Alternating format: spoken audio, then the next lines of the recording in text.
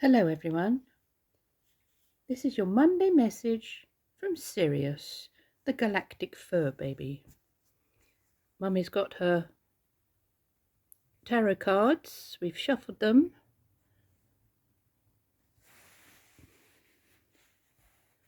and I'm going to help her to choose 5 cards for Monday. We see what's going on. Oh, there are 2 there.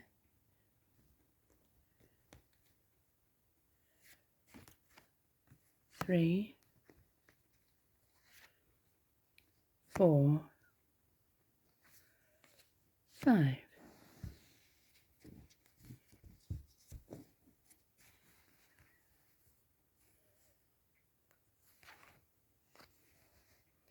First we have the 10 of Swords,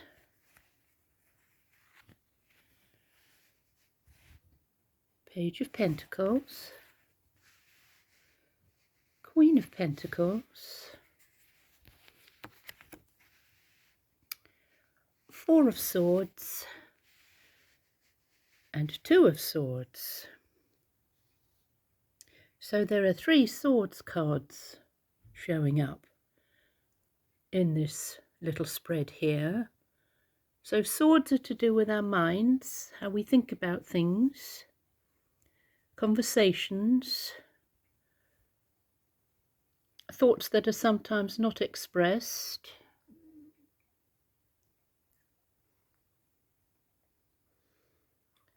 and just to remind you, we are still in the Mercury retrograde period of 3 weeks. So there can be some conversations that still haven't been had. There can be some conversations that have been had that have caused some upset, misunderstanding. This is fighting and arguing, each person believing that they're right, and somebody in the middle of it all, not wanting to hear what's going on. So we start at the beginning here. So this is the present situation, what's happening right now. The 10 of Swords. So 10s are usually endings when we come to the end of a certain cycle, and in some of the cards, the 10 of Cups is a card of celebration. So in a way, yes, we can celebrate. So if we see this character down here, completely exhausted and fallen to the floor, curled up in the fetus position, and these nasty hags, they're called the 3 Furies, but they're being held back. The swords are preventing them from moving forward. So this says that things that have been difficult to comprehend, to understand, to come to terms with, you've come to the end of a cycle with that, but it has left you exhausted. It's overthinking, overanalyzing, analysis paralysis, that way that we sometimes can't let go of a situation, and it can be an old one. So something might have triggered you, or some person might have triggered you, as something that happened a long time ago, and it's brought it up and you've been chewing it over and chewing it over, but you've come to the end of that now. There's no point in carrying on with an old pattern. So present desires, we have the Page of Pentacles. So pages are heralds, they're bringers of news. They want you to know something. And a page, it's a young energy, so it's a new beginning, a sense of starting again. And if you look at the field behind him, it's young seedlings. So there's an awful lot of potential for growth. But it is said, don't go out and pull on the young seedlings. They are not ready to be harvested yet. So if you have some ideas that have been brewing in your mind, it's great, it's wonderful. Keep working on them, making notes, keeping a journal, drawing it out, speaking it into your phone. And take certain bits of action, but it's not ready yet to be harvested or to come to fruition. The time will come, but now is the time for planning, planting those seeds. What you don't expect, we have the Queen of Pentacles, so this energy is much more mature. See, she has the harvest in her hand. She has the grapes, she has the coin, she's sitting pretty on her beautiful throne.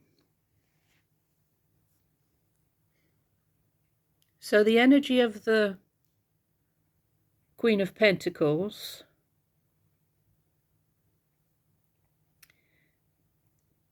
is to do with practical things and money, etc., but also it's to do with your intuition. So that sense of knowingness, when to move forward, when to hold back, when to rest, when to not answer that message.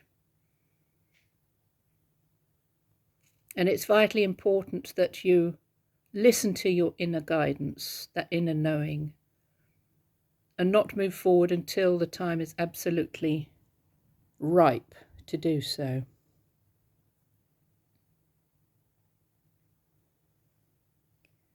This is your immediate future. Four of Swords.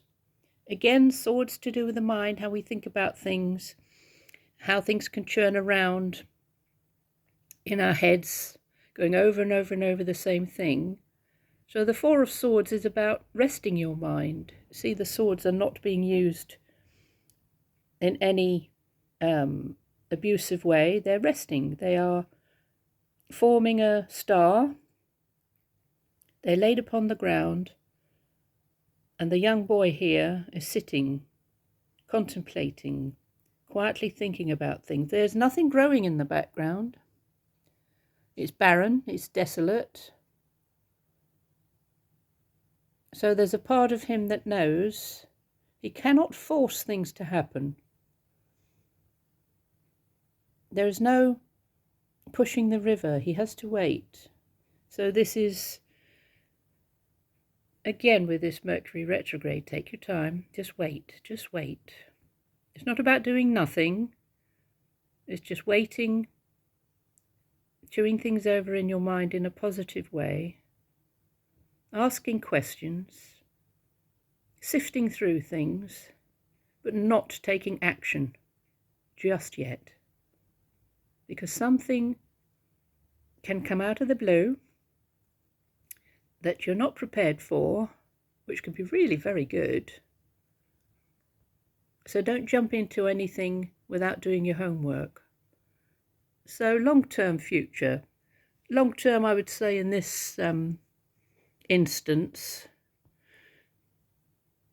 2 months to 2 years. So again, this is argument, it's upset, it's two people seeing a completely different view of things, not wanting to collaborate with each other. It's a time of this same person here, this young boy, not wanting to listen to other people arguing around him and being able to stand back or sit back and allow his own ideas and intuition to come to him. So in a way, this is a little bit of a warning. Don't pick up a sword and start fighting with somebody. There's no point. There's absolutely no point in doing it. You'll just go round and round in circles. The same old issues will come up with the same old answers. Just let it be. So we can't leave you hanging like that, can we? So we look at the bottom of the pack. Ooh, look what showed up again. The Sun card. So we had this in the previous reading as the final card. So this is saying the sun will shine on your endeavours, on all of your plans and all of your goals, and things will come to fruition. The sun has just moved into the sign of Taurus, and Taurus is the earth. It's also our physical bodies and how we nurture ourselves, but also how we can, in a negative sense, overdo things, because Taurus is ruled by Venus. They like the good things in life, good food, good company. So this might be a period of fasting in a way, not just with food, but fasting from old belief systems, negative thoughts. And as Sirius is doing here, he's resting. He's snoozing. He's completely relaxed. And when the time is right and his little body clock says, oh, I need something to eat, or I need something to drink, or I need a bit of exercise. And one of the things he and his sister have been doing pretty recently in the last couple of weeks is bringing these home. Most mornings I find dead bodies, and the other morning I found 3, 2 rats and a little vole. So I thought, what is this message for me? And especially where they leave them, usually by the front door. So this says, if rat shows up, a project or investment is about to pay off. You have, sorry for the wobble, you have plenty available to you at all times, in spite of any thoughts or fears that it isn't so. This is a good time to exercise caution and, to the best of your ability, anticipate what lies ahead. Take an inventory of the material goods you have and recycle or throw out what is no longer purposeful. So even though there's a present most mornings from Sirius and his sister. Oh, and we had another visitor the other evening, next door's cat, beautiful white boy called Mushu, was asleep on my bed, and at 2 o'clock in the morning they all disappeared downstairs and went out, and when they all came back, that's when in the morning I found 3 dead bodies. So they had a bit of a party. So the message is, even though what they're bringing back are supposedly presents for me, there is a message associated with it. And so I've asked them not to bring the bodies in, but it's in their nature, so I have to do the little clearing up of the morning. So to recap, over this next few days,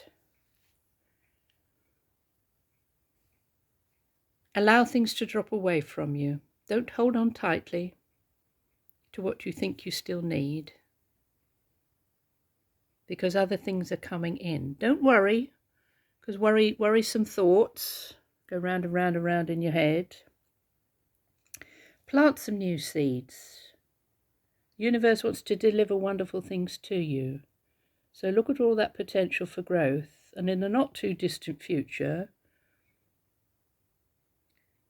we have this wonderful harvest. Now, this lady is called Omphale in the Greek. She was known as Omphale, Omphale,